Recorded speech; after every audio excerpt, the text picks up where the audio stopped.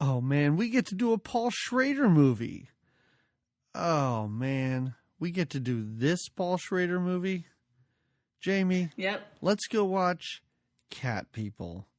Gross.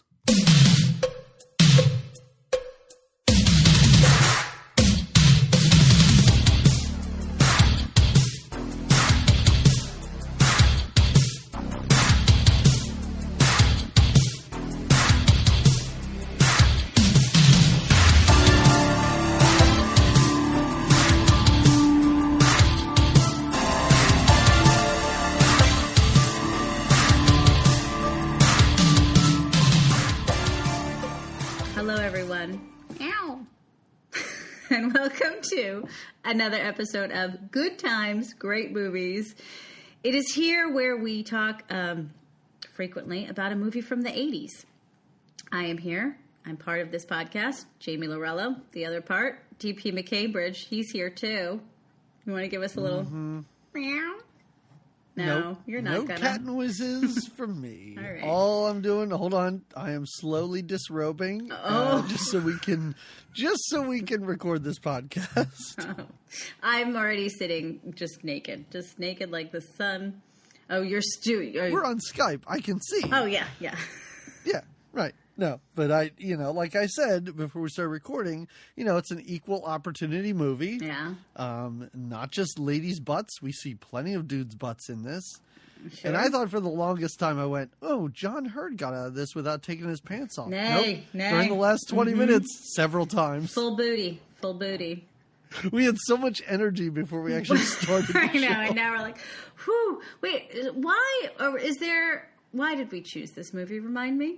Oh, you know what? And this is something I've been forgetting to do, is that our whole idea of this podcast was to pair movies with certain events or to have some reason why we're doing things. Mm-hmm.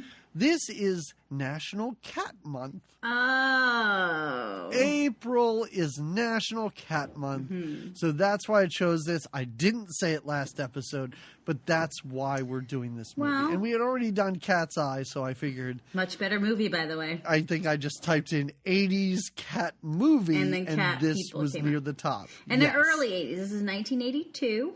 Which answers a question we had before the show started, which is, why is John Larroquette in here for 30 seconds? It's because Night Court didn't start yet. Right. And then Natasha Kinski, how else do I know her? I know you know her from the 80s, but what is her big 80s thing? Well, she was in some really great movies. Oh, she was in terrible that I would say it like that. Well, wait, hold on a second. Just because you may not have found Cat People an amazing film, she was in a couple movies called Paris, Texas, which is fantastic, and she's great in it. And she was in a Roman Polanski movie called Tess, which is good as well. Okay. That's kind of what I know her from, but that's it. Okay. She's still around. She's still working. She still makes films and is in movies, but... even on IMDb, it's those two and then this, which are the known four. So this is obviously even early in her career. Like those other two movies, Tess, and this is her beginning, maybe... Yeah, I think she made a big splash in the 80s. Was this... Well, I wondered if her, because there's a lot of nudity on her behalf in this. Sure. And I didn't know if that was part of her, not claim to fame, but this kind of started her career. Oh, boy. See, why do you have to ask me these I'm questions? getting deep. I don't have IMDb up. I don't know. Oh, all right. I thought you just knew. That's okay. You could say, you could plead the fifth. You don't have to have an answer. Here's the thing, and here's the...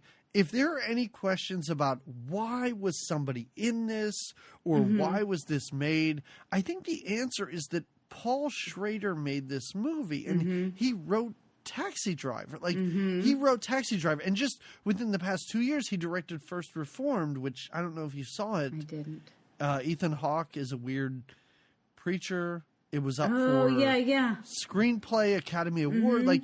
He has done amazing work, and this was right after American Gigolo. He was on a roll, and I think that's why people signed on to this. I think it was why it was made. I just think it was like wrong-headed and misguided from the start because didn't feel right. There's a lot happening here, and not much of it is good. No, I'm not going to disagree. I was going to say that was you just for people who, of course, are listening to this, which is everyone. They couldn't see you like look off in the distance, kind of they just had the long contemplating pause. all of this. I was thinking, I was taking in my my night with the cat people and thinking about how that affected me, and it did affect me. I want you to know that. Yeah, I mean, I'm glad it affected you because it certainly affected me. Mm-hmm. Why is this as long as it is? You could do this, and I know it's stupid to say, you could do that with any movie. I once watched Good Will Hunting with somebody that in the end they went, well, I could have told that story in 15 minutes. That's not a good argument. Right. Because that's not how movies work. Right. But there's a period in this movie, spoiler, they go to some weird love shack, where the movie just stops dead. It just stops for like 20 minutes. Mm-hmm. And there's a couple of times like there's an investigation then that happens, which I guess we need that happens underneath the house when they find certain things that maybe, but then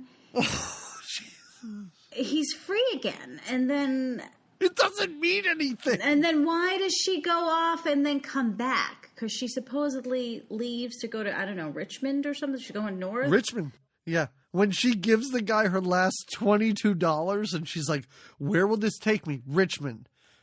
How did you get back? You gave him the last of your money. How did you get and just like when they're at that shack, well, how did you then leave that shack and find out that more murdering was done? And why, again, and I'm not saying it would suddenly make it a good movie, because it wouldn't. There's too many flaws up to the point where she goes to Richmond. But that's when we get the backstory. That's when we get all this exposition as to what's happening. Why couldn't she just be gone? John Hurd turns on the TV. He's living a normal life with Annette O'Toole. He turns on the TV and he hears about big cat attacks in Richmond. Like, that is a great ending to this movie. It's just he hears about it on the news. He looks sad or something. The end. You think tying her up in the bed wasn't a good way to end, and then caging her up? And then what is her relationship with that Alice? Who's Alice? The Annette O'Toole. I think in the end they're together. But I think they were together from the beginning. Like, in a weird, like, not really... We will get into it, but you know that he hit on Annette O'Toole at one point and got her a job at the zoo because that's his. What he does. That's just what he does. I want to be an artist. I think you should work at the zoo, in the gift shop, so I can keep a creepy eye on you. I've been drawing this same leopard literally all day. She is there in the morning and still standing in the same spot when the place is shut down. Nobody kicked her out. With the creepy stare.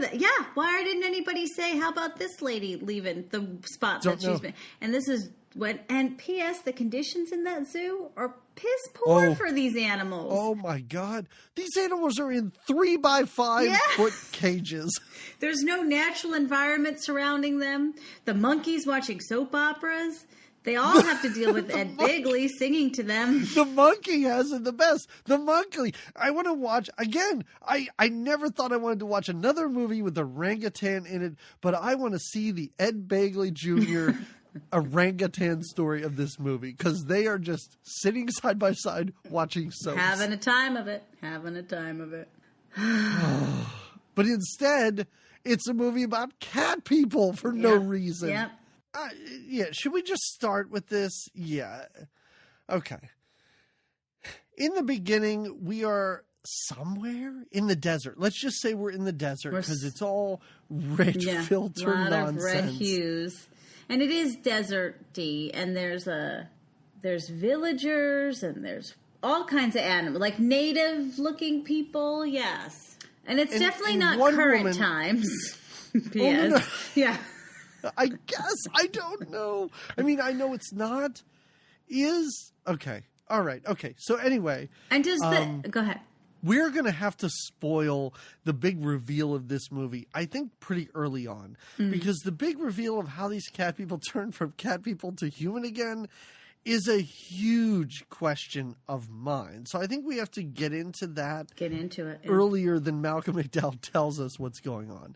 But anyway, this movie opens in a weird red sand world like Dune or something. And this woman is taken by these guys and she's lashed to a tree, basically strapped to a tree. Right. And then we see a big cat, which I referred to as a panther through my entire did too. notes. Yeah. Even though it's a leopard. Black leopard.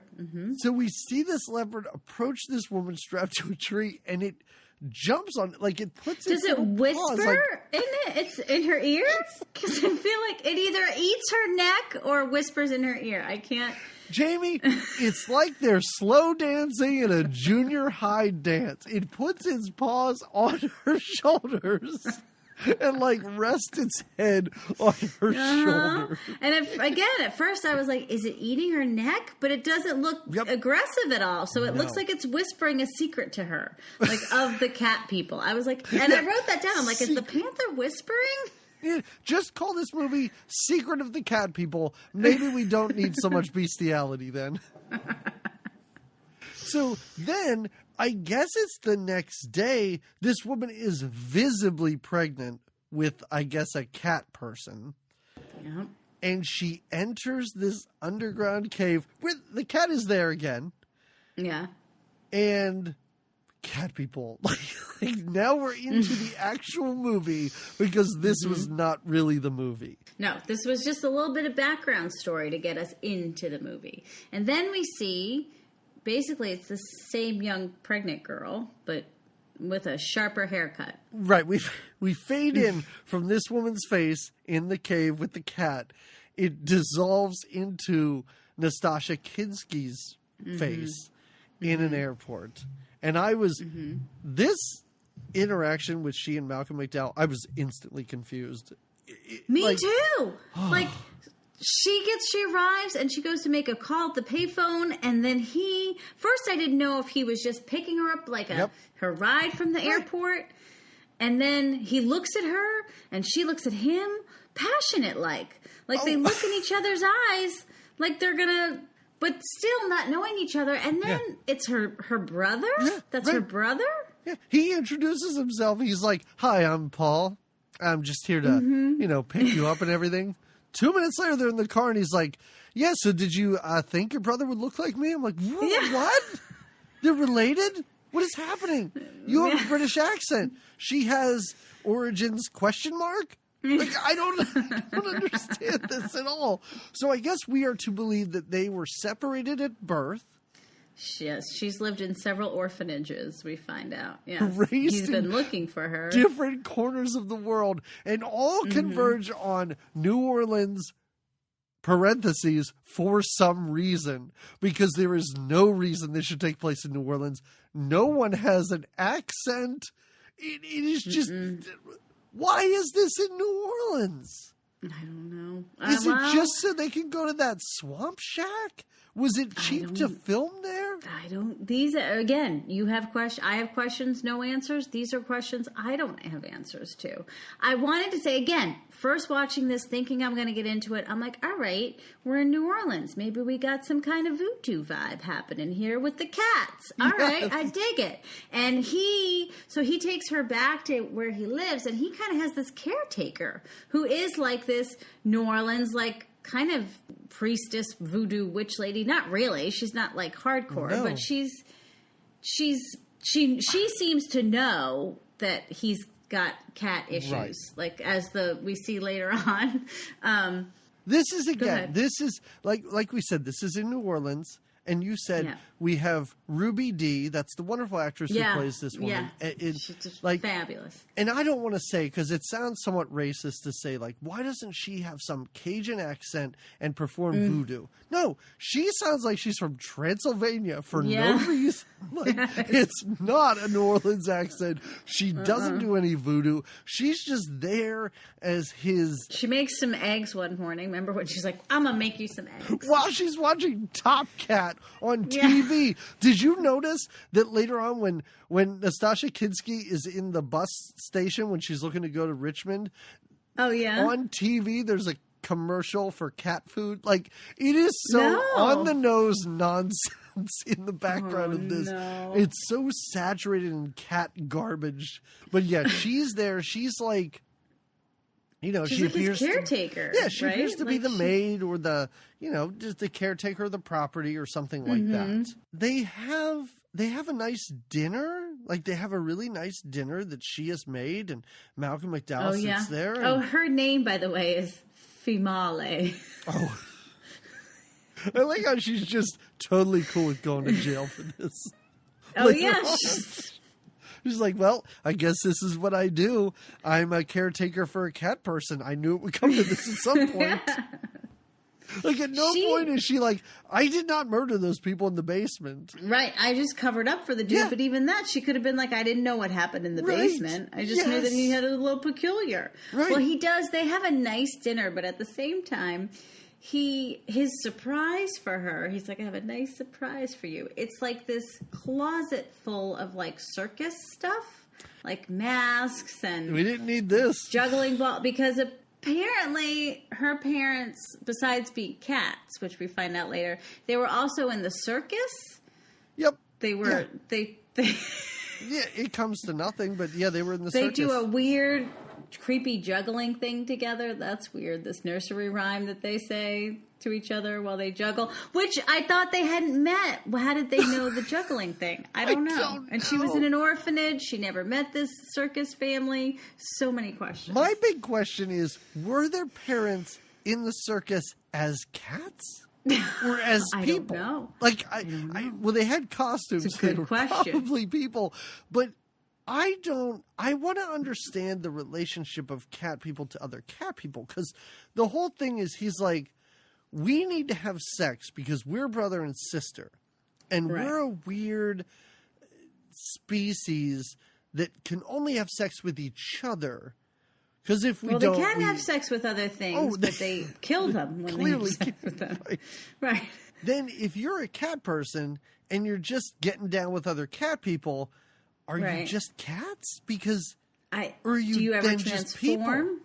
I don't know. I don't know what causes the transformation, and is it that because you don't have your cat person to have sex, like because they had to search for other? Because he was like he says throughout it, like he's been looking for her, trying to find her for a while, and even I think at one point it says like all this killing could stop. Da da da. I found you. Mm-hmm. So is that what it is? Is they have to maintain their incestuous relationship so that they can be having, because they're sexual, so if they are not having sex with another cat, they have to have it somehow. That's the thing that I don't understand. I'm like, listen, Malcolm McDowell, you can't just keep it in your pants for a little while. Like, you have to go out and get laid. Like, you know what's going to happen. Like, can't you just what about stay John, home? John Hurd at the end? I'm like, do you really want to do this again? Like, can't you just leave it be? But yeah, well, my big thing is he ties up human arms and legs, and I'm like, what happens when that transforms into a cat? Is it just going to like slip out? Because we saw that when she turned into a cat, her human form like exploded. So I don't know that that's safe. I don't know, because then when Malcolm McDowell in the dream world takes her to that tree, and he's like, we're all cat people here. Look what we could have been. And she looks up at the tree and goes, hi, Mom, or whatever. Like, I'm like, so then his thing is, I have sex with my sister. We both then turn into cats, and then we're great? Or we both are then people forever and we join the circus. Nothing about this makes sense. If her mom is a cat, why was her mom in the circus? Maybe that's just it. Maybe that's how, because their parent, and they say that grandfather ran the circus. I don't know. I want more details, and I think that would have been fun to see a little more than just the red-hued, like, desert cats in the tree. Yep. You know? Because we really only get that little bit. I would have liked a circus flashback. That would have been fun. That would have been great.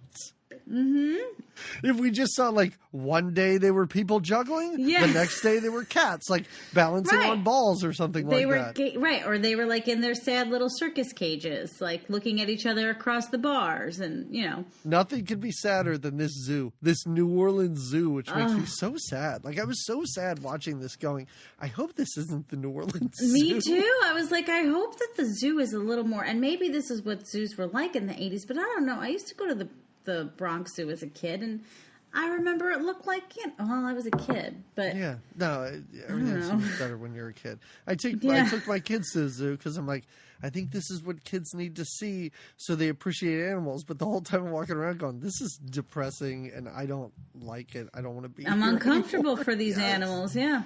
Yes. He disappears that night. Yes. And it is like he wastes no time trying to have sex with his sister. Like you just picked her up from the airport and immediately Well, he's he's been like searching for her for this purpose alone. Yeah. yes, but you know what? Give her time. I'm not saying having sex with your sister might be easier if you give her a little bit of time, but he is all about this. But she's not even aware of it the first go around. No. Right. Yes. Yeah. So he leaves because again, he must. He's got to get his rocks off. He's so worked up. He must be so worked up over this. Yeah. He has to go to a seedy like a motel. brothel. I kind of love this motel because it's just a single building under an overpass. Mm-hmm.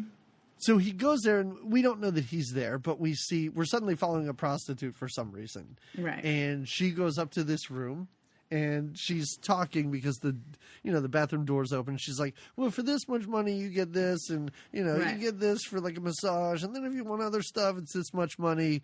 He is now a panther, not a panther, a leopard. No, he's a leopard.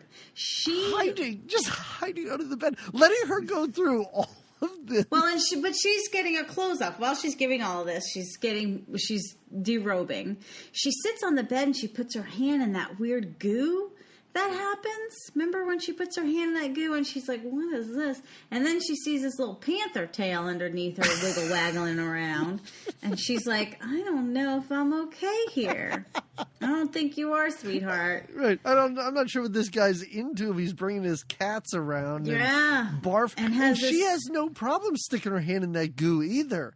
No. Like, she picks it up and rubs it around and smells it. Yeah, she gives it a whiff. Gross. Yeah, I'm like, don't smell it. Don't something like mystery goo. She does. I understand as a prostitute, she has seen some shit. I get it. But this is red flags she has all seen over some the place, substances. lady. And maybe that was part of it. She's like, is this some kind of But jizz luckily, this is one of the few sex workers, I guess, in this movie who gets away. Like, she actually gets away. Oh, she does. Is scratched on the hand. She freaks out or scratched on the ankle or something. No, her ankle. Scratches up her ankle. It's gross. She does kind of try to crawl away from it and screaming. Of course, it's a bit dramatic, She does fall down the stairs to where her bra pops off. Oh, yeah. She happens to land titties up. How do you land like that? How do you land where your bra explodes off of you? Because you were attacked by a cat person. I guess so. How.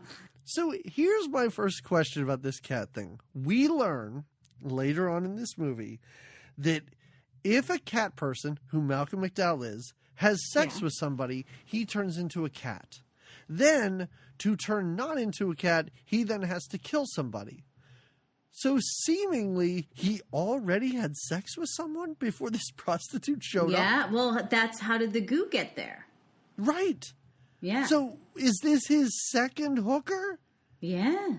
Did he have sex with somebody and then she left and while he was still a person, called another one? They don't talk about self-stimulation. Does he masturbate? That was another question. Because after he almost kind of gets really close to raping his sister late in this movie, he starts to turn into a cat. And I was like, oh, so he just, I guess, ejaculated into his pants and is turning into a cat. So you can't even masturbate as a cat person. You can't be aroused. That counts as sex, be aroused. Yes. Oh, okay. It's just arousal, you're saying. I think it's... well, that's why he's like, so... right? Because isn't he like about her liking John Hurd? He's like, come on, you want to have sex with him. You want to. Like, is that to get her aroused so she becomes a panther and then they can panther out together? I don't know. I love the term panther out, though, so if we could just... From now on, when we do a movie and two people have sex, let's refer to it as panthering out. And they're not even panthers. I know. This movie's, oh my God, this crazy movie. So suddenly, I don't know, how far are we into this movie, but we are now introduced to our protagonists because animal control / the people who just work at the zoo are called. Yeah. Well, it's not. Well, they're called because it's a big cat. It's a zoo animal. So of course you're gonna call in the local the zoo curator and his. But wait, hold on. You make it seem like this is just something that happens. Like if there is a wild animal on the loose and possibly attacks somebody, the authorities are just like, let's call the zoo. There's no way. There's animal control is a different entity than the people who run the zoo, right? True. Yes, but I don't know when it comes to like these big like cat animals. Maybe they figured he was the expert on these sort of things because it's not like, it's not animal control for a rabid dog, Okay. All right. It's animal control for all right. No, I'll buy it. I'll buy it. I'll buy it. You're picking up what I'm putting down? All right. I am. Yeah. All right. So we are introduced to these people, this team of animal experts. Mm-hmm. And we have John Hurd. He's the protagonist of the film. Yeah. Oliver, I think, is his character's name. Oh, is that his name? I don't refer to anybody by their character name. Okay. Annette O'Toole is his sidekick. Like, I'm going to say second in command. Ed Begley Jr., they treat him as though... Okay. Yeah. They treat Ed Begley as though he's like the kid. Like, yes. Looks like he's in his mid-30s. Yeah. But he is kind of like the... Yeah. At one point later on, John Hurd's like, he was only 24 years old. Yeah. Like, I don't think so. But they're watching some surveillance footage of this cat, and the cat is upset and in this tiny little hotel room. The pervert who runs this place is like, oh, yeah, no, I got cameras in the room, so don't worry about that. I mean, you got to keep your eye, make sure nothing too crazy goes down with these. Mm-hmm. Yeah. But yeah, they watch this cat on the security camera, and now they kind of go into like Operation Sedate It, right? And John Hurd he climbs on a ladder and tries to do it through a window. The cat kind of freaks out, tries to break out through the window. Finally, they do. He shoots him, and they put him to sleep, and they get him down. Yes. And they take him back to put him in the zoo. It's just like, listen, we got a new collection to our zoo. Mm-hmm. Let's throw him in this just cinder block and brick tiny area to play in. And it's already an upset. It's not in a good way. So now you think that confining it in this way would be a good idea. Many times throughout, people advise him, why don't you just kill it? And in the beginning, he refuses it because it's such a unique, and it's so they check its diet while it's sedated. They check what it eats, and it's well taken care of, and it's, they want to study it. Human arms. That's something. Right. But how creepy is that when he's doing the autopsy? And that is my question, too, is, like, you're saying that at several times in this movie, people were like, we should just kill this thing, put it down, it's blah, trying blah, blah. to hurt people. Yeah. Yes. At the end of this movie, the police force want this thing dead. And it's just like, let's unload on this when it jumps in the river. Who is cool with him then having it in the zoo mysteriously at the end of this movie? I guess he like, you don't think Annette O'Toole at one point was like, hey, where'd this come from? Right. Come on. He doesn't just have this thing there with no suspicion. Well, I think that's just the thing is now they know they can keep her in and confined. And so she doesn't. But why don't they just kill her anyway? Because when they kill, they come back. I don't know. They don't kill. No. When Annette O'Toole, hero of this movie, I think, just blows him away. He doesn't come back. He's gone. In the beginning, it's a question mark. Like, is he the Panther? Who's the Panther? Right? Because he is missing, and she's looking for him. What's her? I don't remember her name. Lulu or something. I just write the girl in my notes. What's her name? Her name is. I wrote it down later in my notes. It's something with an L, isn't it? I think it's with an I. Oh, I thought it was like maybe. Alana? Does it even matter? It's something like that. You're getting close. You are getting close. I can't find it. Whatever. Right. We'll get to it later. Well, so she's looking for him, but he's clearly gone because he's been captured. He's a panther at the zoo now. We don't know that, right? Like, I mean, we're as an audience, we're not supposed to know that. She just can't find her brother, right? And her brother's supposed to take her on a tour of New Orleans, so she decides to wear a see-through knit top and take her own tour. I wrote the same thing. I was like, this is a very loose knit top you're wearing without a bra and wanders around an empty New Orleans. Yeah, nobody's hanging out in New Orleans when she's there. Nobody. I love the exchange with the cab driver. She seems to like this cab driver's all over the place, and I think she even says something like, "Oh, can we stop here?" And the cab driver's like, "Really? You want to see this?" Yeah. I'm like, well, yeah, it says like famous tombs, like those above ground graves. Like, why wouldn't she want to see this?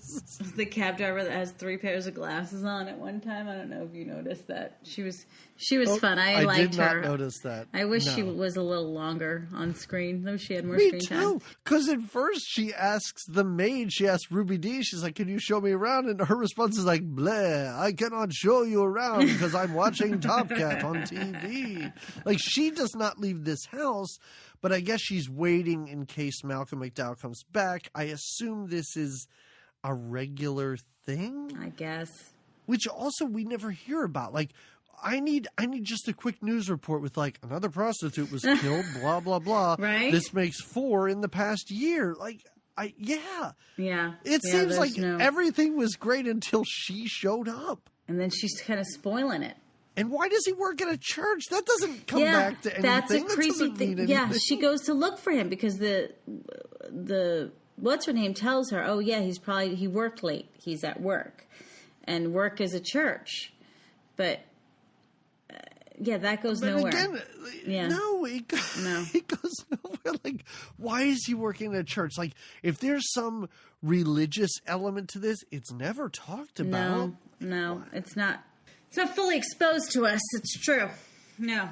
And also, how many days is she looking around New Orleans? Because it seems like many days have gone by and she is having a relationship with this cab driver.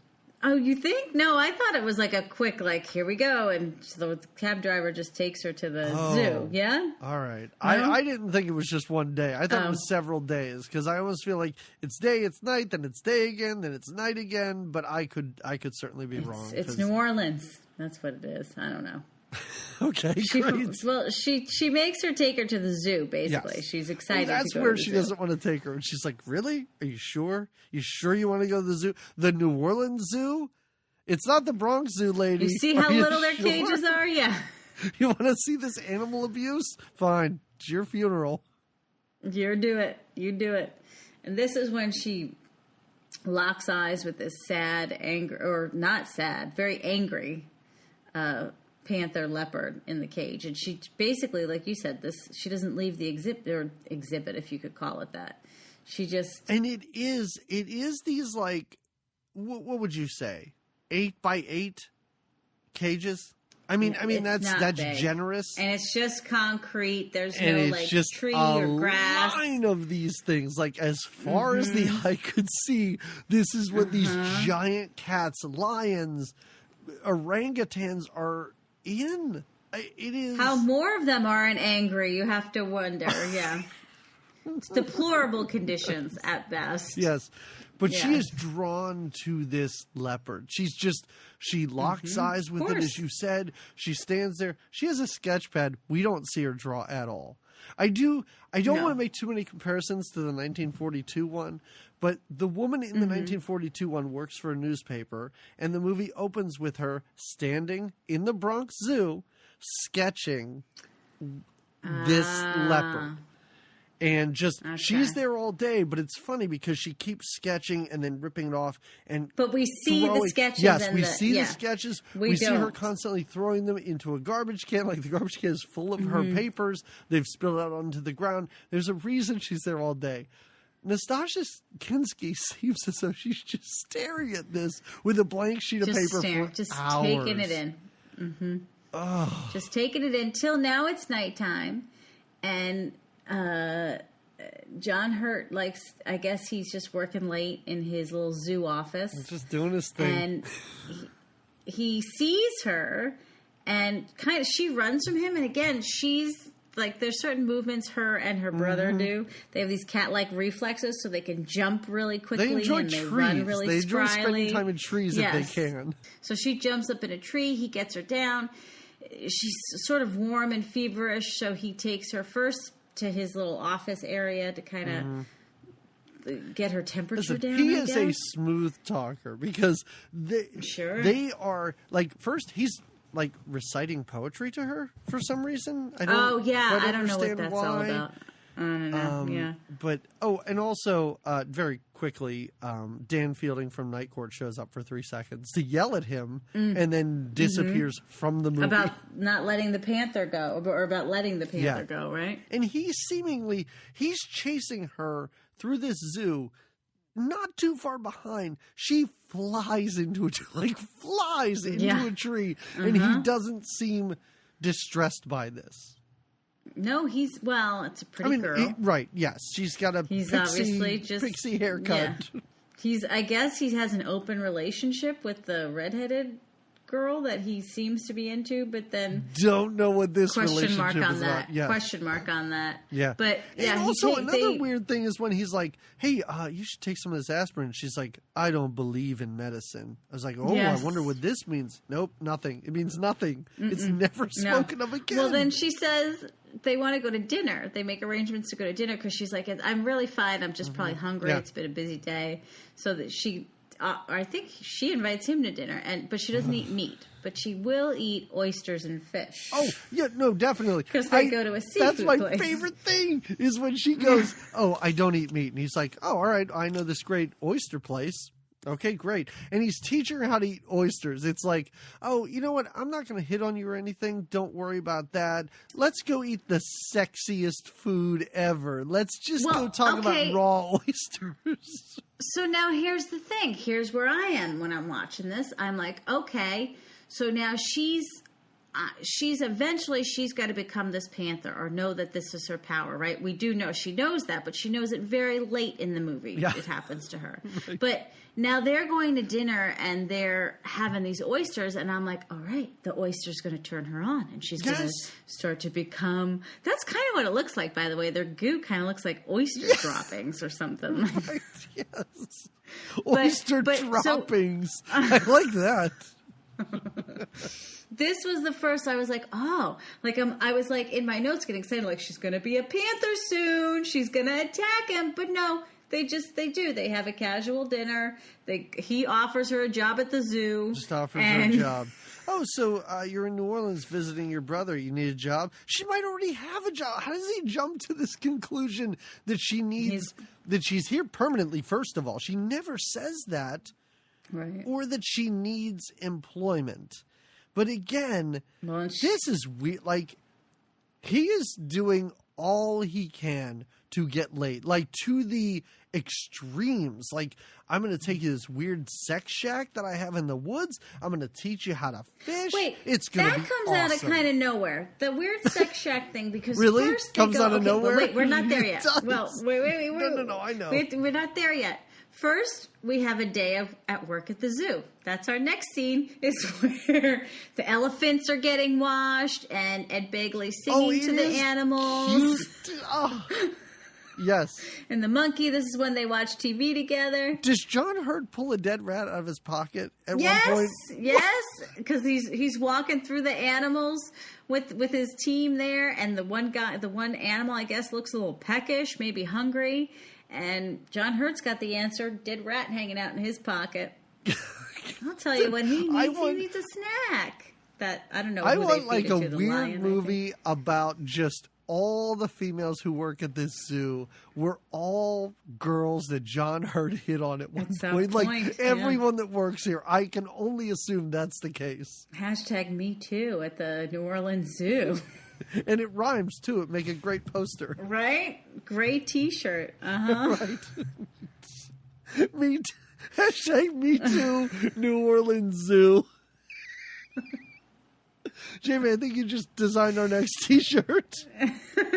Just a picture of a panther on it with "Me Too, New Orleans Zoo." Oh my God, this is crazy. No cat people. Yeah, oh, and cat as we people. said, Ed Begley's taking care of an orangutan. He's got a TV in his cage. It's in his cage. Like, well, this the orangutan likes the TV. This monkey's TV. I love it. I love how they're so well taken care of. He's got the best cage out of all of them. Yeah. The redhead or the other, what's the actress's name? Alice is the character. Annette O'Toole. Who's the actress of Annette O'Toole, decides to make friends with Natasha at the gift shop. They go out for drinks. They have an interesting conversation. I guess they have some girl talk about virginity. P.S. She's a virgin. This is the fastest girl talk. I mean, listen, first of all, I'm not in a whole lot of girl talk conversations, but I don't think they jump to, "You're a virgin. Holy shit. How did that happen?" Within 3 lines of dialogue. They get right to it. I love it. Because there's some dude that just out of nowhere, he's sitting with Nastasia Kinski, and Annette O'Toole shows up, and she's like, "Beat it, buddy." And she's like, "Sometimes I just tell them I'm gay. I'm constantly being hit on at the zoo bar, I guess." The zoo bar. And it literally goes from that to, "Oh, do you like working in a gift shop? I ever had sex before?" One drink will get you there. It'll get you confessing, right? What about the weird lady that walks up to them during their drink? That's like the lady who's dressed like Joan Collins. Yeah. So she talks. But we never see her again. It's not like we see her again, and she's frequent or she watches the goings on of the cat. No. Yeah, and does she speak to her in some like Cajun, New Orleans French dialogue? No, she says "sister" in Spanish to her. Yep. Why is this in New Orleans? Oh my God. Oh, cat people. Oh, this is when tragedy strikes. This is next. Great. Oh, sweet Ed Begley. All right. So the girls have bonded, and we now know that Natasha is, not only does she not know she's a cat, but now we all know she's a virgin. She's never even had sex. All right, that's done. Put that in a drawer for a minute, because Ed Begley, who takes care of animals, that's what he does. Yep. Why he wants to, what is he trying to do? He's trying to clean the cage, the leopard's cage, right? And the leopard's not having it. He's not a happy leopard to begin with. And he gets some kind of stick or pole or something to either. He gives him like I don't think it's a cattle prod. I think it's one of those like rings, one of those like rope rings that you would put around the animal's neck. But is he supposed to like try to get the animal? And it's the shortest thing. It's about 2 feet long, which is crazy. And it doesn't look very sturdy to like put around this crazy cat who like tore apart this hotel room and whatever. So. Oh my God, Ed Begley's arm gets ripped off and then he dies. Like it gets ripped off at the shoulder. And it's pretty great because we see the cat like really chomp down on his forearm and tear this thing off. And he's laying on the ground. And Ed Begley does go a little crazy. Blood is everywhere. Like John Hurt's on the ground like trying to push the pools of blood back into his arm. Nobody knows what to do. And of course he bleeds out. Of course he's dead. And John Hurt finally goes to get a gun from his house or whatever to shoot this thing. But the leopard's gone, and the cage is open. And there's just that melty goo stuff just there. Goo in its place.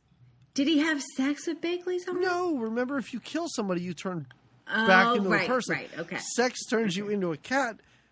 Killing I gotcha, sorry. the two heights, I guess, of human experience really are the things that transform you.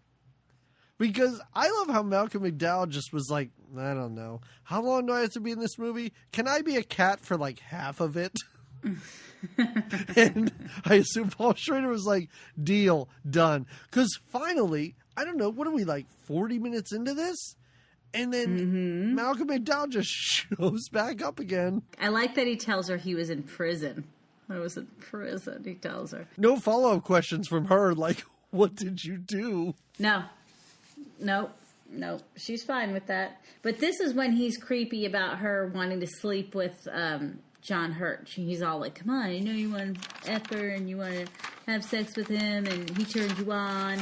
Which is, again, creepy brother-sister conversation. Yeah. I don't talk like that to my brothers. I have two of them. I don't ever discuss those kinds of things with them That's that good. intensely. I would assume if you had, if you were talking to your brothers and stuff, you wouldn't be talking about somebody they want to have sex with. You would go, wait, you got a job at the zoo? Like, wait, hold on. I've been gone for like 3 days. You're working at the zoo now? How did that happen? Yeah. You might have some casual... This is when he tries to rape her, too, doesn't he, for the first time? He gets all rapey on her. He gets these weird cat eyes that get real wide, and she's just like, I don't know. You haven't even asked me about my job yet. I'm not sure that I'm ready. My fulfilling job at a zoo gift shop. Yeah.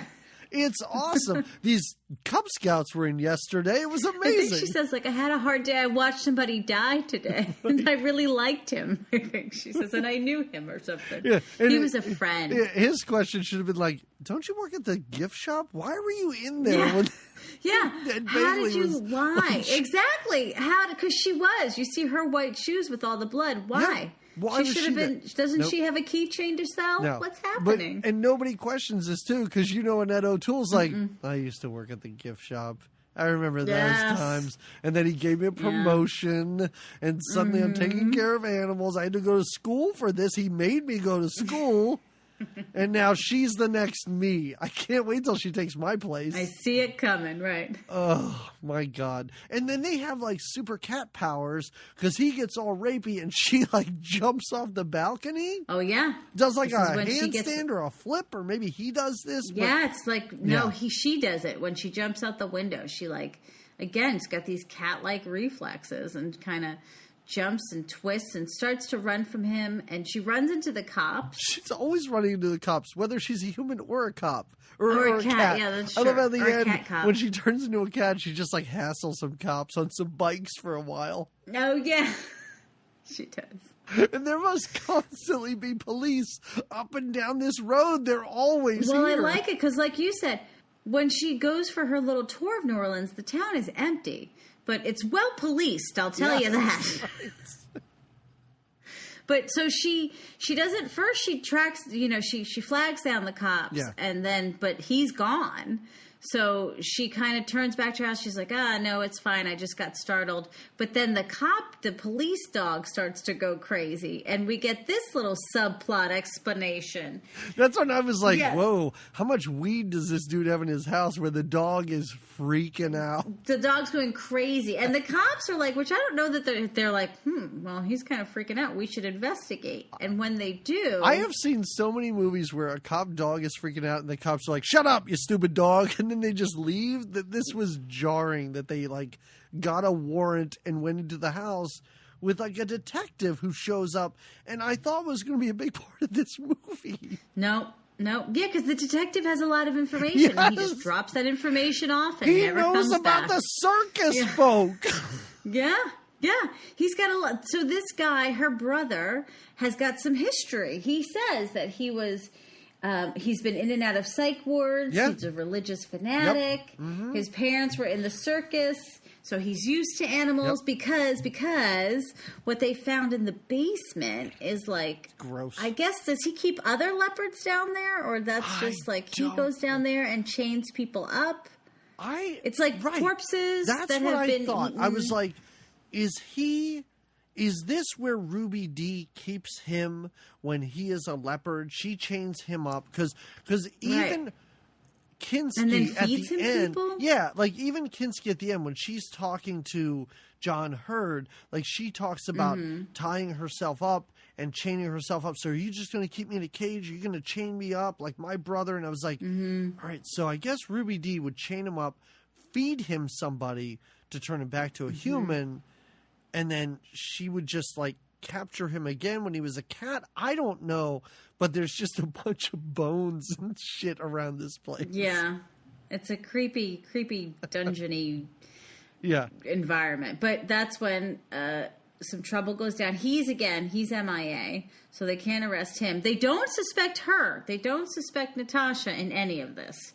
She's clear of all charges. The most puzzling thing, the most baffling thing about this is this detective shows up, walks in the basement, and John Hurt is with him. Like he called him and said, remember that cat? This has nothing to do with it. It's a crazy man who apparently had been murdering people. Why don't you come over here? For reasons. I don't know why he's there. No, I think it's because they know that the cat is who killed these people. Like, I guess they know that there was a... so they think that Malcolm McDowell, like, kept it as a pet or something? Yes. Okay. Yes. Right, okay. That's why they're like, he's good with animals. Okay. All right. Yes. And now the cat's loose and he's missing. So they arrest Fimale. That's your character's name. Blah. Do I get to watch Top Cat in prison? Yeah. Okay. How am I to the bottom of my notes? We're not even halfway through this, are we? No, we're getting there. All right. Anyway. All right. So she's alone now because her brother. She found out her brother not only wants to rape her, but that he's got this weird stuff going on in his basement. And the lady, her only other friend, who's the lady that cares for him, has been arrested. So first, John Hurd takes her to his. I don't understand the layout of his place where he lives. The layout of his place is amazing. At one point late in the movie, he goes down a set of stairs to a landing and turns, and there's another set of stairs leading up in the opposite direction to another room. It's like he lives in an M.C. Escher drawing. It's so bizarre. But he invites her over. He's like, oh, yeah, come stay at my place. It's cool. Hey, you could stay at this room. I use it as my dark room because I'm a photographer, because he's got hobbies.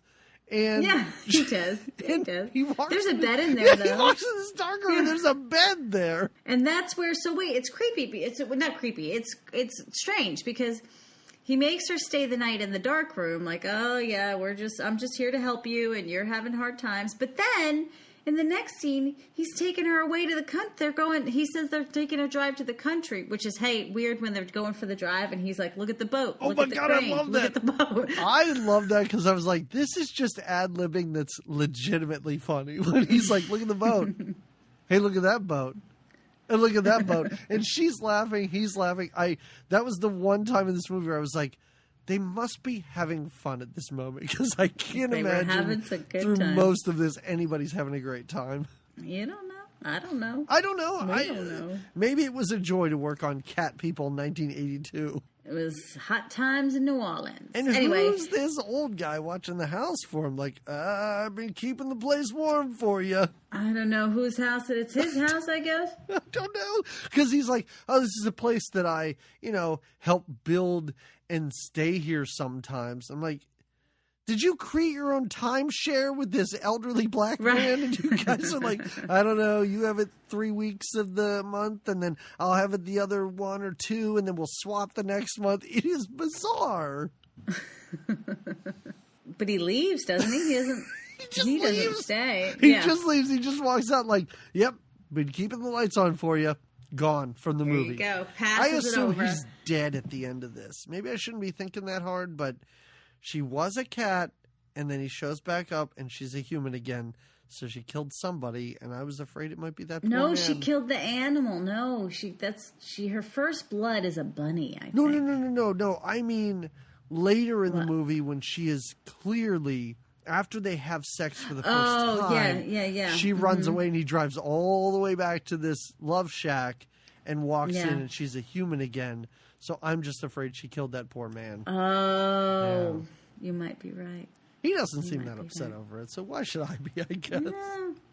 Hey, But anyway, this is, as I said earlier, when the movie just stops dead. It just What are they doing? What are they doing?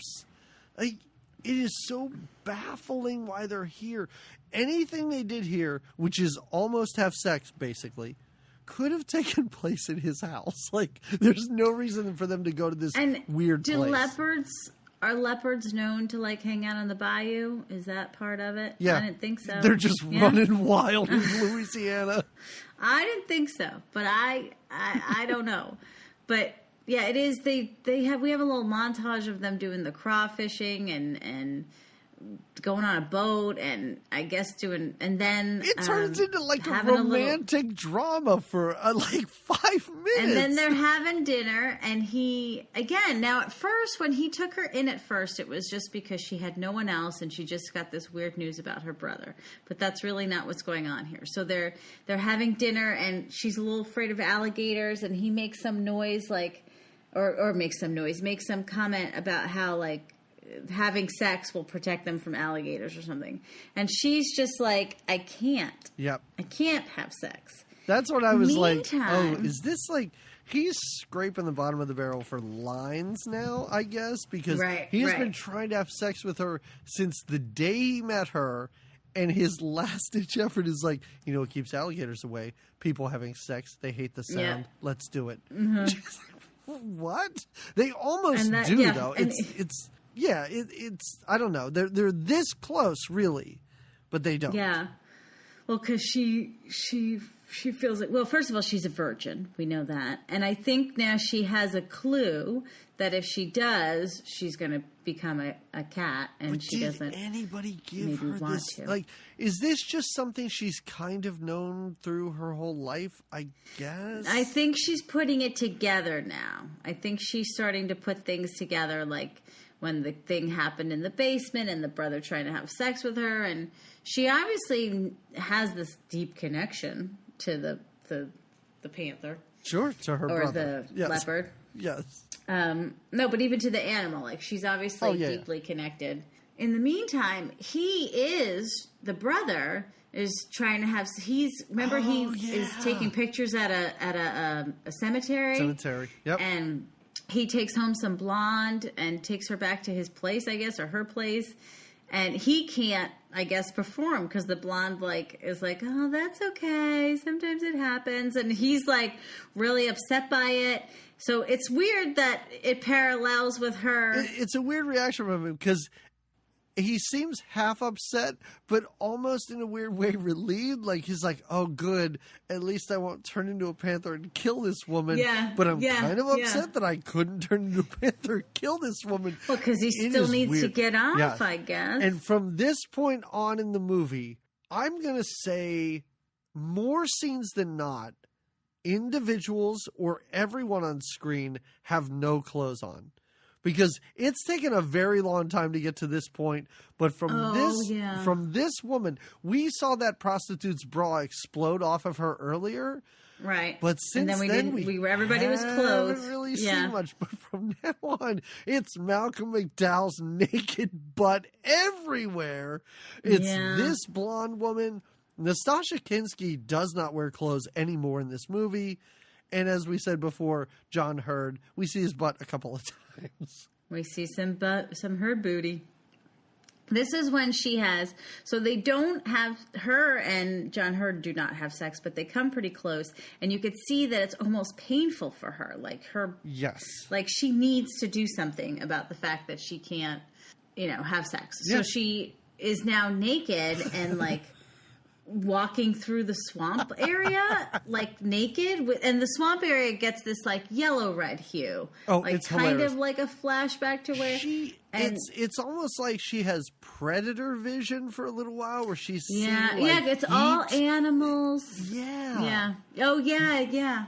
It's weird. She sees a deer, a rabbit, a snake, an owl, but it's the owl that Then she's crawling. Is she crawling after the rabbit? Because now she's crawling. First she's just walking, And then she crawls, and then it is kind of funny. It is very funny. She sort of pounces on the rabbit, and that's all we see. And then John Hurt is back in bed at the cabin or whatever, and he wakes up and he turns the light on, and it's just...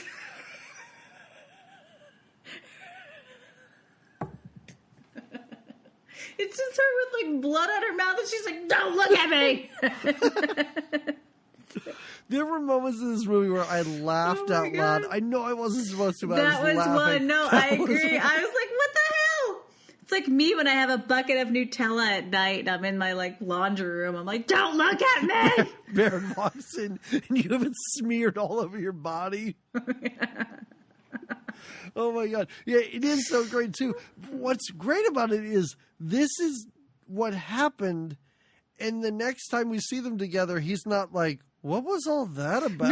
No, not at all. He's not the slightest bit like, what the fuck happened with the blood and the rabbit, and you were naked, but we didn't have sex. And, yeah. In and between... then we get ahead. that, and then... This is the... Oh, my God, I was practically vomiting watching this part of the movie. So he's on the floor of the bathroom, I guess. Malcolm McDowell. Yes. And it looks like... First, I couldn't tell. I'm like, wait, did she get him? Because it looks like he's got, like, panther marks on his arm. But I think that's because maybe the lady was scratching him. Oh, I thought it was just the gross goo, like with the black bits in it, was on his back. I don't know. Oh, it's so gross. He's got all this, like... He's got, like, these lesions all over his body. And he's on the bathroom floor, and then he stands up, and he's, like, kind of pleased with himself. Yep, and he's okay. He's, like, doing his hair. He's like, oh, I better fix my hair. By the way, I'll peel this shit off my body and just eat it like it's a fruit roll-up. It's so disgusting. And it makes a gooey sound when he puts it in his... He's chewing it like it's super tough and difficult to chew. Oh, it's disgusting. It's like an oyster, like a giant oyster, I guess. I don't know. I don't eat oysters. But, it's terrible. And then the camera, like, pans around this room until, I guess it's supposed to be a horrible reveal of this dead blonde woman, where I'm sitting there thinking, oh, God, is he still chewing on that stuff? Like, I know. I don't care that this woman is dead. This is super gross.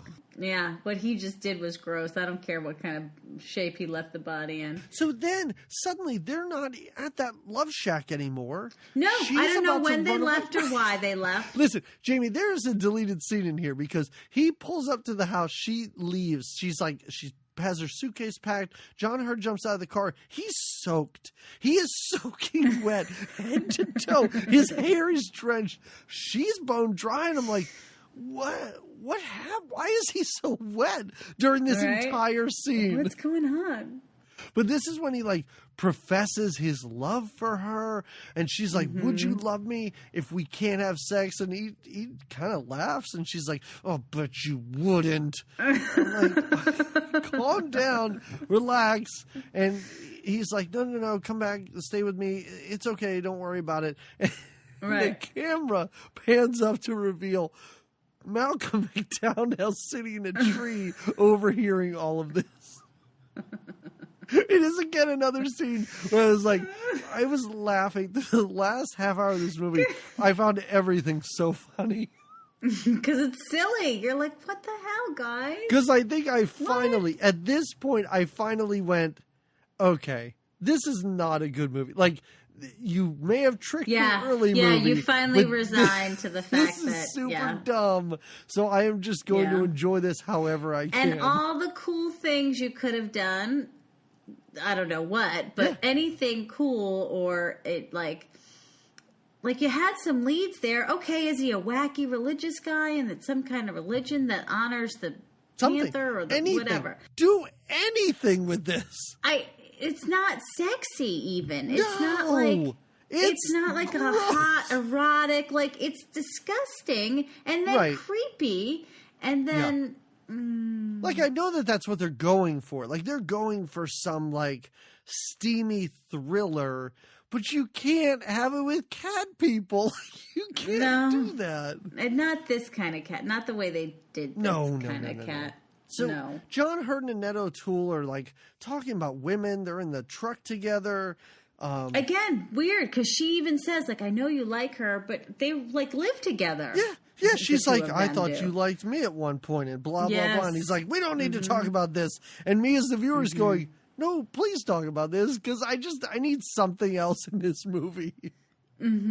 So this is just to get John Hurt out of the house, because Malcolm McDowell jumps through these, like, French doors that she's got in her room, / photo studio, whatever.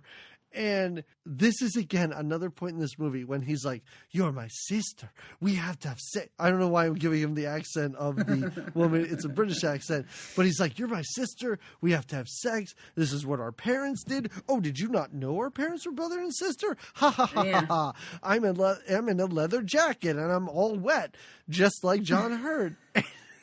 When he lays on the bed and, like, pats it. Oh, yeah, like, and tells her to come here. He's like, come sit. I'm like, you are a psychopath. She's not. And you could tell she's still not buying that she's supposed to have sex with him. But then it's weird. So she nuzzles up to him, like, literally, like, nuzzles up to him. They do. I wrote down they do cat nuzzling. It's so cute and funny and strange in a way that I assume it was not intended to be. Again, I am laughing my ass off watching this movie when she is like, oh yeah. And I know it's a turn. It's like a fake out. It's like, oh yeah, let's get together. Now, she fakes him out. And what would have made it really awesome is because she has she's nuzzling and she's like, okay, maybe you're right. She has a piece of glass in her hand. And what would make it like, fuck yeah, is if she murders him with it, right? She like puts it through his heart or, right in his panther eye or something. But she just cuts his hand and then runs away. She slightly stabs him in the hand with this. And her name, by the way, her name is Irena. I wrote it here. Irena. All right. Irena. This begins a very funny part of this movie because Annette O'Toole shows up with John Hurt, and Annette O'Toole's like, hey, I'm just gonna make myself at home. I'm gonna make some coffee. That's cool, right? And John Hurt goes up this maze of stairs upstairs, and he knocks on the door and is like, hey, Irena, Annette O'Toole's downstairs. She's making some coffee. Like, you want to come join us? The loudest smashing glass I've ever heard in a movie. And he opens the door and goes, hey, is you're right in here? Is everything cool? Like, it's the most tepid question to, like, murder is happening. Chaos, right, yeah. And she's in a precarious way to begin with. Yes. So he gets locked in the room. How does he get locked in the room with? Because the leopard slaps the doorknob off. Like they show how the doorknob came off. So he's locked in the room. And he yells though to her, "You better get the gun!" And it takes her a minute because there's so many goddamn steps in his house. It takes her a minute to like get the gun and get to him. But she does. It's great. Like it is amazing. Yeah. Annette O'Toole is easily the hero of this movie. Like she steps up where nobody else does because he's about to be murdered by this giant cat, and that's when in this movie I was like, oh, maybe he'll like wrestle the cat to the ground and like subdue it, and then they can analyze it. No, Annette O'Toole kicks open the door and blows it away, and Malcolm McDowell as a cat flies out the window, and is dead. Finally. Something is happening in this movie. And Irena sees it and she cries up into the rain. Yeah, she practically like meows up to the moon. Yes. Yeah. Now John Hurt is going to do a autopsy. A cat autopsy. I love how he opens the little freezer like he's in a morgue. Pulls out a cat. He puts on like a painter's mask. It's not really a surgeon's mask that he puts on. No, not at all. And I was laughing because I thought this giant cat puppet that they had with its tongue sticking out was really funny. But he drags this thing on the table and the camera hangs on it and you can see this thing breathing. And I was like, oh my God, it is they used a real panther or a real leopard for this. And I was like, did they just drug this? And was like, oh, John Hurt, it's cool. Like, drag this thing around. Like, that's scary because I thought it was a puppet, but I really saw its body.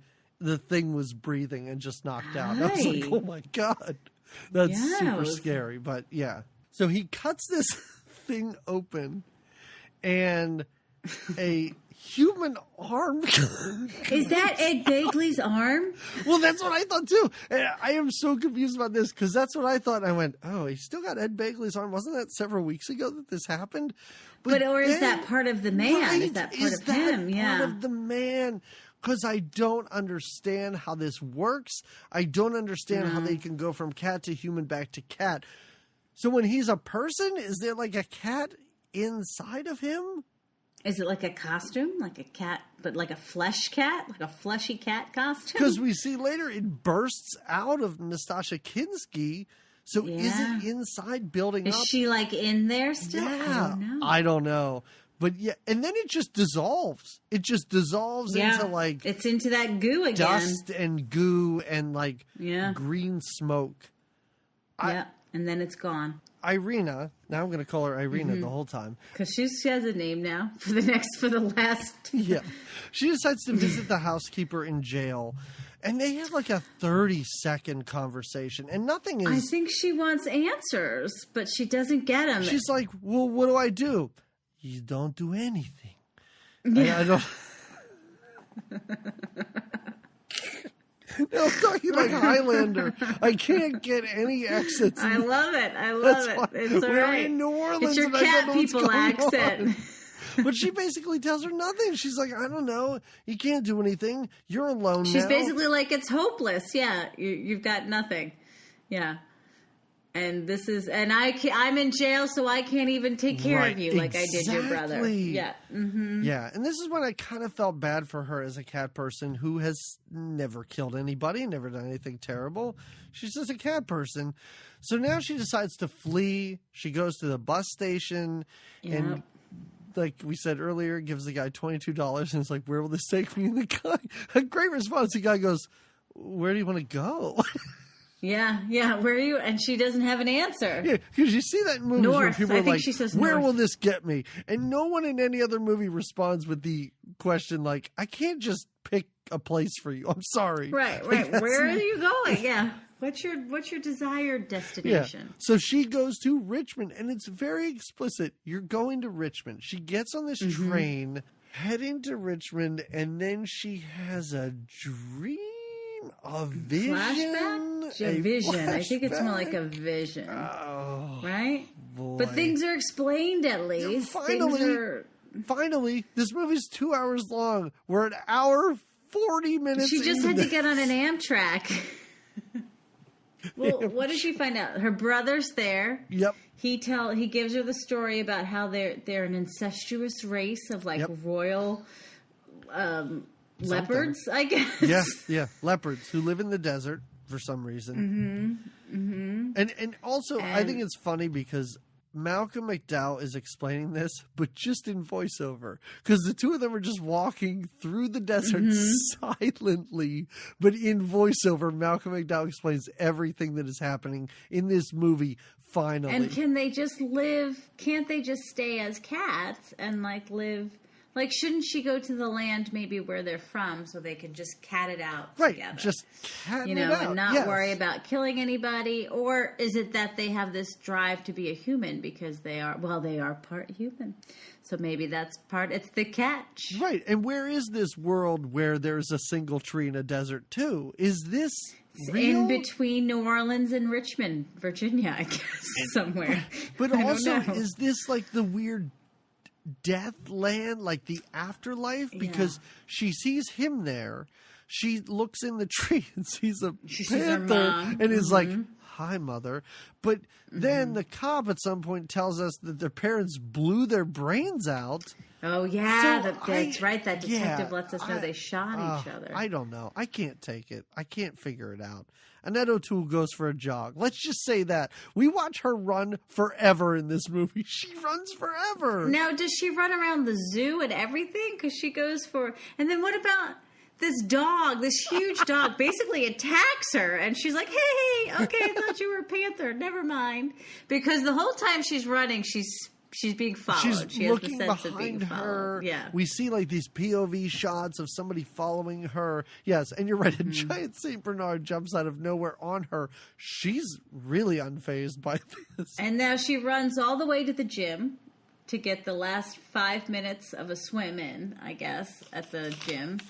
And now, if I were at the gym and gym was about to close and my workout was pretty much done, like I'm really just using the gym to do like a topless swim, right?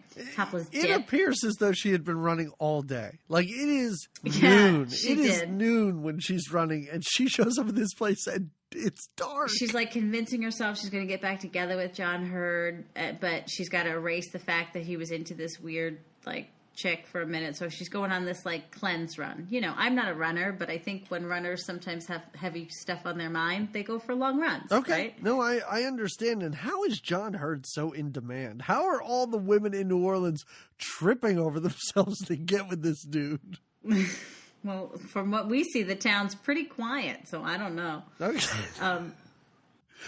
They're like, with that Malcolm McDowell dude out of the picture and Ed Begley dead, he's the only guy in town. He's the only available bachelor we got. We don't know what happened to John Larroquette. He got transferred to another department or another office somewhere else. Oh, okay. So she goes for her swim. Now, as I was saying, I'm not a runner, and I'm not much of a topless swimmer, but if I were to be, you've dabbled, but it's not your dabbled, thing. Yeah, right. But it's not. If there was the sound of a growling panther or growling leopard while I was going for my swim, I probably would just leave. I'd be like, you know what, you guys were closing up in 5 minutes anyway. I should probably get home. I'll just take a bath. Right, yeah. Lady who works here, who's finishing, why don't we head out together? Why don't we walk together?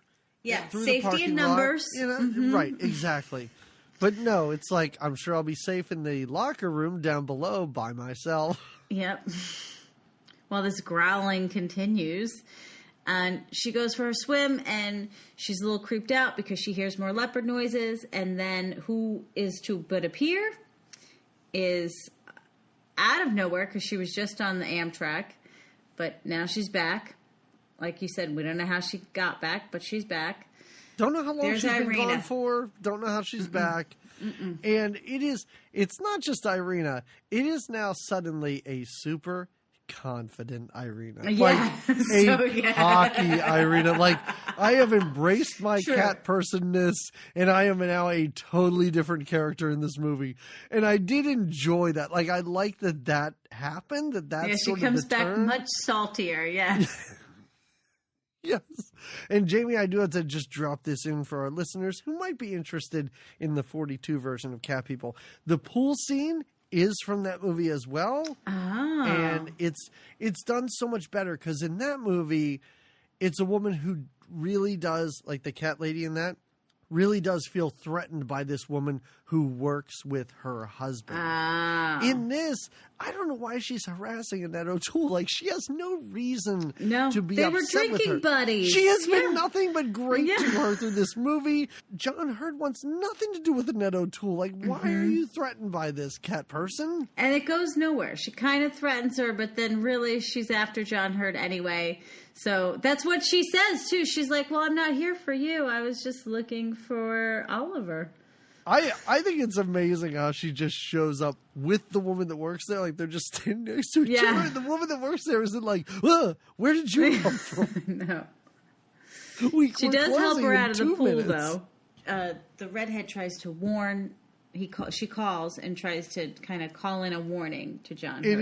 It is pretty amazing because John Hurd goes home. He picks up the phone. Annette O'Toole's on the other end, and she's like, Irena was here. I think she wants to do harm to me. I'm really worried about our safety, John Hurd. And he's on the phone and looks over and sees Irena now super confident, super sexy, taking her clothes off, walking up the stairs. And he's like, yeah, just stay where you are, and I gotta go. Yeah. It is an amazing reaction. He's like, listen, this is finally going to go down, and I ain't got the time for your shenanigans. Yeah. I've been working on this since those damn oysters. I gotta go. Right. Yeah. That was 3 months ago, I'm assuming. Now, this again, I didn't know. Like, when they start making out and things start getting, I'm like, all right, she's going to turn panther. When's she going to turn it? Because she doesn't. Can I go back just 1 second? Before Annette O'Toole calls John Hurd, it is pretty funny because he's in his little developing when he's looking at the studio. pictures, yeah. The camera pans by all these pictures, and it goes, Cat Irena, Cat Irena. And he looks at them like, is that a... Nah, don't worry about it. Like, it is so bizarre the way the camera treats this. But anyway, go ahead. They finally do. They do their deed. He is, right? But she doesn't instantly turn into a panther, right? When she first wakes up, she's okay. She goes to the bathroom. She reaches down, touches herself, I guess eats some of her blood. Oh, that's I don't another know. Creepy, right? Like, what's happening? Then she goes back to lay back in bed with him, and then the creepiest transformation from woman to leopard happens. Isn't it so creepy? Like, her head splits and her hands. It's so creepy. It is something that in my mind I really could have done without this. Sometimes in movies there's a lot of stuff that happens off camera and I'm like, oh, I wish we could have seen this. Oddly enough, when this happened, I was sitting there going, oh, we're going to see her transform into a cow. Oh my God, this is much worse than I thought it was going to be. I could have taken like shadow puppets of her maybe becoming a leopard. Hey, or Jamie, something. that's what they do in the 1942 version. They do? That is so much better than this movie. Much better. You got so excited. Much better. I'm so angry. Yeah. I hate this. She escapes now that she's a leopard. She goes and she's on the loose now. The cops kind of have her cornered at a bridge. He shows up there. He makes eye contact with her. John Hurd does, and she jumps into the water. But yeah, she jumps off the bridge. The panther jumps off the bridge. The cops unload all their bullets onto this panther, who escapes, not panther, leopard. And John Hurd jumps in his car and he's like, I have an idea. And he drives all the way out to his sex shack again to find her as a human. And she goes, hey, let's do this again, because I guess that was super fun. No, she tells him that either he has to kill her or make love to her. Those are his choices. I don't know what she wants out of this. Is it like I experienced being a panther, leopard. I enjoyed that a lot. So maybe I just want to be one forever? Well, is that... then it's tricky but then, like, what does he want out of it? Because I don't... Because they have this confession where they supposedly truly love each other. I thought for a moment that maybe there was some kind of like, if it's real love that they share and not like just passionate sex, but it's real like love, that they wouldn't, she wouldn't become the panther. Maybe she would stay human because they have this love connection, right? But that's not the case. And he... Wouldn't that be like a normal, rational ending to a movie like that? For as crazy as the movie has become, this ending makes it even totally weirder. Insane. Yeah. This is when, again, she's fully naked and she's beckoning him to, let's do this. And he's going to do it. He's not even trying to... It's almost like he's under a weird spell, you know? I mean, I guess he's got his ulterior motives. You know, he's going to tie her up and then he's going to, I guess, somehow capture her, her leopardness. Right. And when you say his ulterior motives, I question his motives first of all, throughout this movie. And second of all, at this point, it's like he wants to have sex with this woman, but in a weird way, I think he is totally into the leopard. Because he's a zoo man and he likes the animals. I know. Right. Me too. Yes. Yes. So he slowly, he ties her up, and then gets himself naked, and then gets right on top of her. And we see all of it. None of it's meant to be, you know, ooh, guess what might happen between the two of them? Like a rope in his hand and her looking. No. And then we're back at the horrible digs that is the zoo. Oh, wait. We fast forward to, this is where I'm like, question mark. So now he's like fully with Alice. He's with that other lady. He's with Annette O'Toole because she even kisses him and is like, I'll see you back at the house later. And I'm like, okay. She totally forgave his panther cheating ways or his leopard cheating ways. And I'm not saying I knew what was about to happen, but even this, like, I was never fooled, like, oh, they're not, like, I knew this was going to be creepy, and I knew it was going to be weird, and I'm like, why are they together? Like, why did they make this happen where they're suddenly together? But it's a weird thing where, I guess, I don't know, and I don't want to overanalyze this movie, but I feel like he is the villain of this movie in a weird way, where he's a guy that, to everyone else, he seems like a rational, normal human being who now has this live-in girlfriend or wife, don't know, but question mark. He has a weird, dark secret, and it is not good. And it's literally dark, and it's in his zoo. Yes. Because he keeps her. She's there. He keeps her, caged. and I don't know what this relationship is. Like, is this a... Every now and then he will bring somebody by so that she can kill them to turn back into a person so they can have weird sex, and then he can keep this cat in his zoo and go home to Annette O'Toole. Or does he study? Does he study the cat people? Like these people that are these you know, this line of cat people. Right. Because I wish that they went into that a little more. Like that was something that maybe he had read about or discovered in ancient times, or took went to this weird voodoo church that talked about it. Right. But, and what even makes it weirder is the very last shot of this movie before the multiple freeze frames, which I don't understand at all. Which I don't understand with her tongue out. Did you watch the... Yes. Did you watch the entirety of the credits? Because it's strange. But, oh, no. Like, he reaches in and, like, pets her. As though she, as a cat, is totally down with this. Like, I will let you pet me. I like this. This is our thing now. You can take care of me. Like, it's really weird. Just... cat people. And we have a tight shot on a cat's face with its mouth almost closed. Like, and that's how it freezes for a while. It freezes like that for a long while, where I would have thought something was wrong with my TV if the Bowie song didn't go on.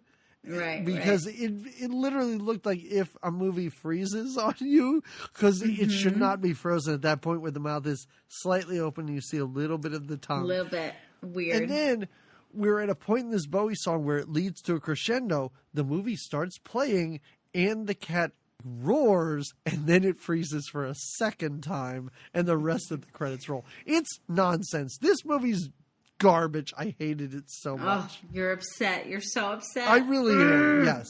Yeah. What are your thoughts? This is a long episode. It is, but it was a long movie. And it was, there was a lot, not a lot to,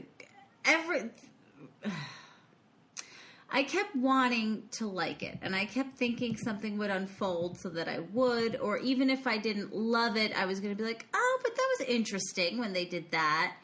And that never, ever happened for me through it. So I want to say I was not into the movie, but I was like, other times when I don't like movies that we watch, I just don't like it, and I like can't wait for it to end because I'm like, this is garbage. I just want this to be over. Yeah.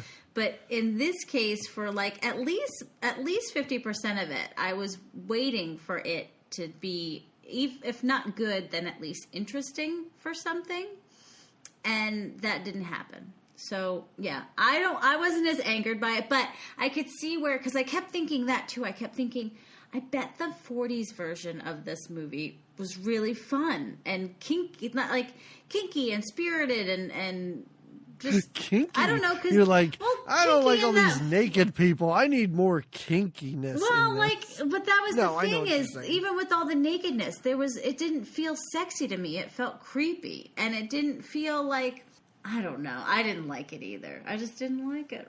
It was a weird, like you said, with all the nakedness, it wasn't.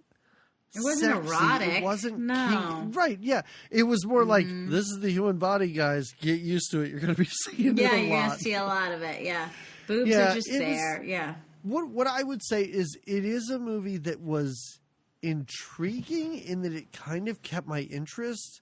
But because you were interested in it getting better, not really because it was.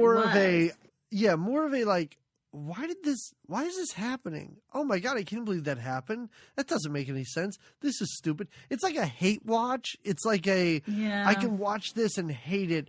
It didn't bore me. There was nothing boring about this. It was just puzzling through the entirety. And then at the end you were like, really? Oh. Yes. Cat people. I don't understand it. But anyway, do you recommend the 40s one? What's your recommendation? That is totally my recommendation. If I didn't talk about it enough, it is totally my recommendation. It does such a better job, but it's interesting too because the 40s version, I've actually seen it a couple of times. I watched it with my girls and they really liked it. Like It was engaging to them. They enjoyed it. And like I can trick them into watching black and white movies, and it's weird. Like kids don't. Maybe it's not all kids. Maybe it's just mine. They don't seem to notice it's in black and white. Like they don't seem to know that it's an old movie.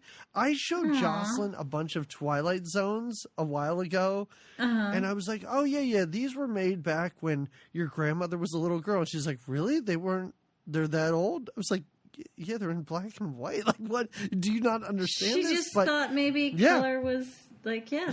She's like, maybe it was an artistic choice. I don't know. Yeah, But this movie, the old 42 version, I think, strangely enough, I think it's the same story because it's about a guy who meets a woman and she's foreign and he's totally into her, and like old movies, they just kiss once and then they get married. But right. They cannot sleep together. Like it's done in code in the 40s, but you know, at one point he's like, should we really be having separate bedrooms? I mean, we are married now, but she's afraid to have sex because she thinks she will turn into a cat. Yeah. So it's the same plot, but it is done so much better. It's like 80 minutes. It's not 2 hours long. Right. And the pool scene is very tense. There's a scene where this woman is walking down the street in New York and it's starting to snow and she's alone and she thinks she's being followed by a cat. That's so eerie and intense, even by today's standards. It's such a better movie. I want that in my life. I want that one. Watch that. What is your recommendation? This was tricky for me to recommend because I was like, are there any other movies I know about people being animals that might be recommendation worthy? I can only imagine there are many, but go ahead. Not that I had seen or that I could easily like reference. I will say I do this online yoga, and one of the yoga teachers that I do, she often refers to like some of the movements, like you have to harness your inner cheetah. Okay. So that was another, I guess not recommendation, just thought. So your recommendation is this online yoga teacher, very specific, that you deal with, who talks about cheetahs, which were not in this movie. From now on, though, I just hope every time, because there are certain movies on this podcast that I will forget about, and I'm sure you do too, or forget that we watched, or, you know, if somebody brings it up, you're like, I don't think I watched that, I don't remember it. Oh, yeah, right. I'm hoping that every time this woman mentions a cheetah or whatever, that you do think of cat people. I hope it lives on. Now. Because that's the one thing that I do want to say is, this has been one of the more enjoyable movies to talk about. I knew it would be. In a little while. Yeah. Strangely enough, for our 100th episode, we did Mac and Me, and I think I had way more fun talking about this movie than Mac and Me. The one thing that I felt when this was done now, it's been confirmed, was I was like, you know what? That was a shitty Cat People movie, but I bet it's going to be a blast and a half to talk about because Right. there were so many things. There were so many things to discuss. So much going on. And I had a blast. So though I didn't enjoy necessarily the movie, yeah, I definitely enjoyed our conversation about the movie. Yes. Wholeheartedly. All right. Well, I think it's about time we wrap this up. This is a long episode. Let's get going.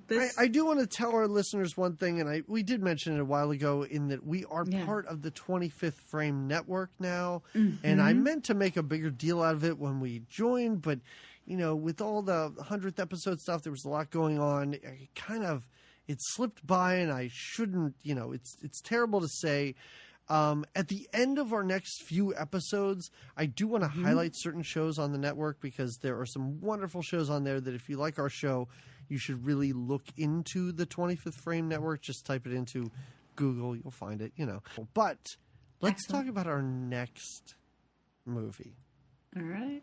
Our next movie is a suggestion from a listener, recommendation from a listener, because folks, if you don't know, we are on patreon.com/goodtimesgreatmovies, and we have an episode up there right now, a relatively new episode called Haunted Honeymoon. Oh.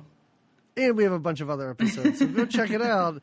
But if you are a patron and you donate at the $15 level, you get to make us watch a movie and then talk about it. You get to program an episode of our show. It's a wonderful opportunity. It is. And we have an episode programmed by Michelle. This is her second year doing this. And she decided to have us watch the movie The Incredible Shrinking Woman, starring Lily Tomlin. Lily. So fun. And it's funny because I responded to her on Twitter, and her response was like, I want you guys to do this movie. I think it'll be a lot of fun. You may have seen it, but I'll bet Jamie hasn't. This should be great. And when I talked to you, you said you've seen it. I am the one who have not seen this movie. Now, it's been a while, so I'm looking forward to it. But, yeah. I'm excited to watch it. I think it might be from the same year as Cat People. Maybe it's 81, maybe it's 80, but it's another early 80s Early movie. 80s. Feeling good about it. Diving into these early ones. I like it. So that will be in 2 weeks. Incredible Shrinking Woman. Find it, watch it so you are prepared for this. Go to our Patreon page, listen to Haunted Honeymoon, listen to all the back episodes there. Find us on Facebook, Twitter, Instagram, whatever you got to do.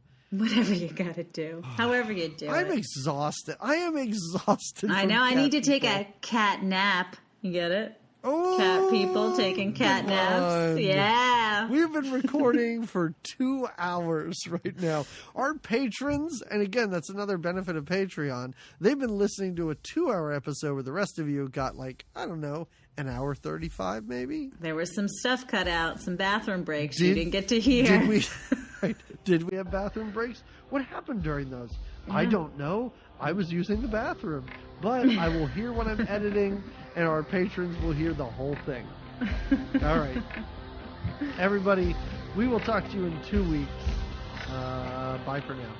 Goodbye.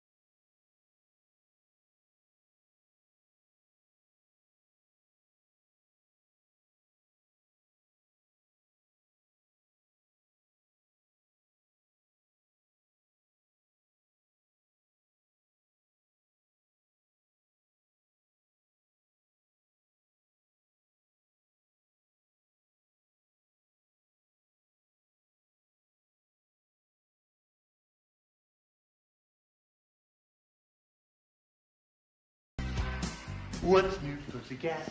Whoa, what's new, pussycat? Whoa, pussycat, pussycat, I love you. Yes, I do. You and your pussycat smell. There's so many little problems with this movie. It's not even a cat transformation issue. No.